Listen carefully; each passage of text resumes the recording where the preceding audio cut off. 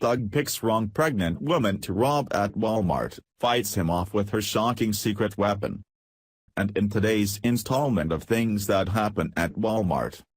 While coming back to her car after from a fun-filled morning shopping at the local Walmart store, Christine Braswell found a man breaking into her SUV in the parking lot of the Asheville, North Carolina store. So what do you do if this happens but you don't have a concealed carry permit? She chased the scumbag. But since the 26-year-old woman couldn't catch him because she's currently 5 months pregnant, she decided to jump into her car and take care of business. It was reported that she slammed her brakes and put the SUV in reverse. She then proceeded to run over the median that was separating her and the scumbag criminal and rammed right into the worthless posse. Although the assailant tried to outrun the SUV, he just wasn't able to and got hit smack dab in the back. Good for her. The scumbag was later helped to the curb by two men who had confronted him earlier when they noticed what he was doing with Braswell's belongings. He was later taken to the hospital for treatment.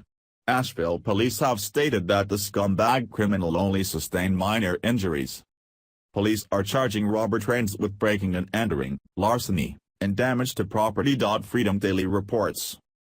It's starting to look like we can always count on liberals to be triggered by the smallest of things these days. Once again, Charleston, South Carolina is making waves in the fight against the Confederate flag. Apparently this time an insane woman became so unhinged when she saw a rebel flag on a person's truck that she took it upon herself to violently rip it off.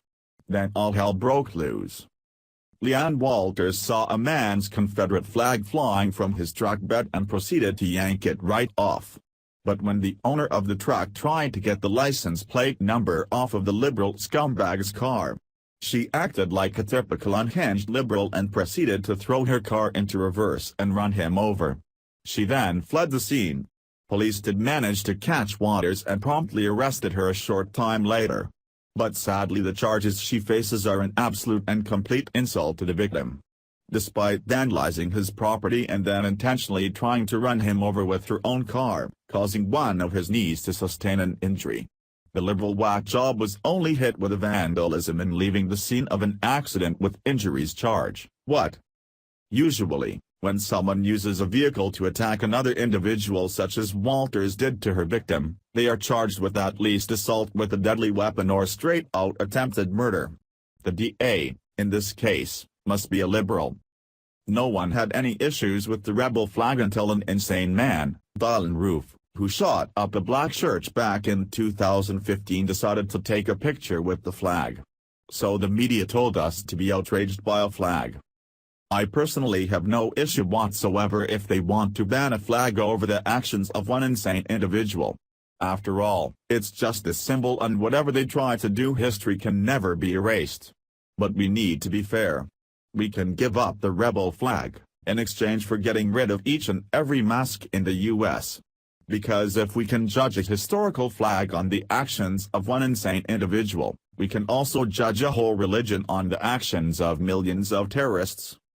Now, why is it that this woman is being charged with assault with a deadly weapon but in the case above, which I wrote about yesterday, the woman isn't? Is this all a case of liberals protecting the criminal over the law-abiding citizen? Is this what the justice system has come to? If you are a criminal, or liberal, or even better, both, can you get away with anything you want to do? If this is the case, may God help us. Please share if you feel justice should be blind.